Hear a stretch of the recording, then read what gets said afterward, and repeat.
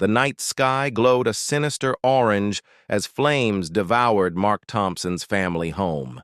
Neighbors whispered in shock, but deep down, everyone knew who had pushed him this far: the relentless HOA president, Karen Miller. For months, she had harassed him with fines, threats, and public humiliation. And now, as he stood on the curb clutching his terrified daughter, Mark watched his memories turn to ash. He swore one thing in that moment: this wasn't over. What Karen didn't know was that the man she had just destroyed wasn't just a homeowner. He was Judge Mark Thompson, and justice was coming for her. The morning after the fire, Mark sifted through the ashes, his hands trembling as he found the charred remains of family photos. His daughter, Lily, clung to his side, her wide eyes still wet from tears. Detectives confirmed what Mark already suspected. The fire wasn't an accident.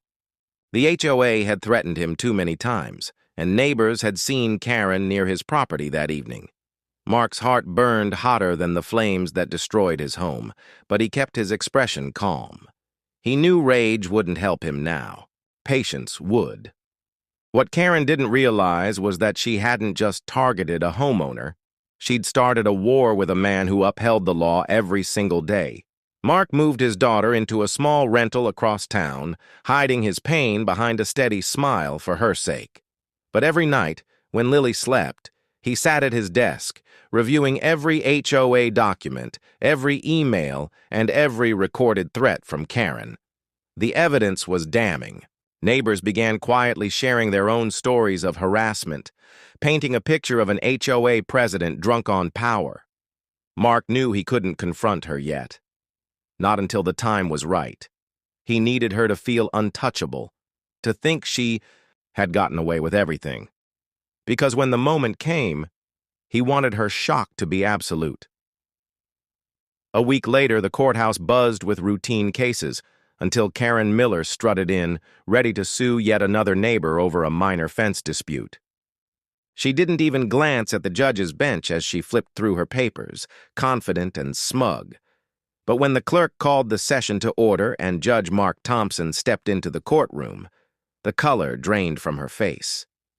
Mark met her stunned gaze with the calm, steady look of a man in control.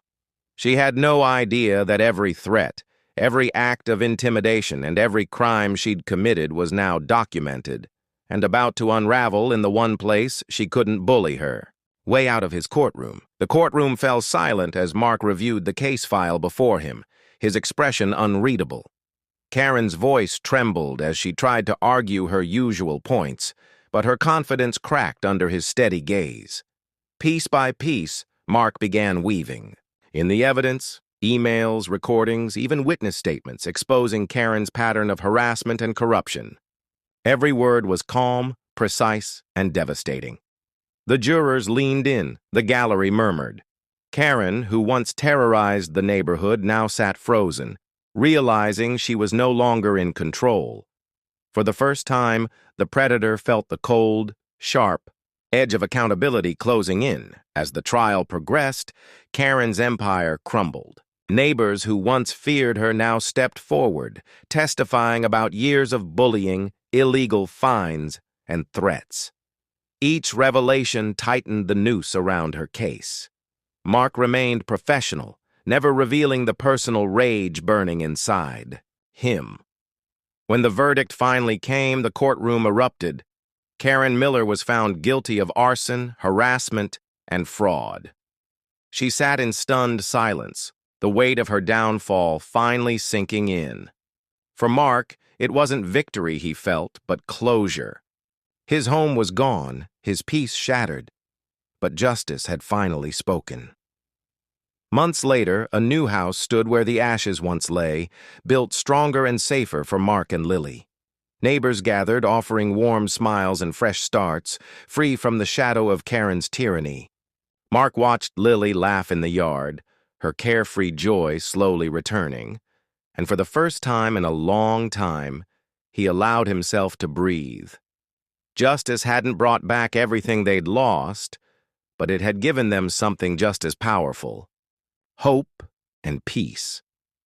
As the sun set on their new beginning, Mark silently vowed to protect that peace because no one would ever hurt his family again.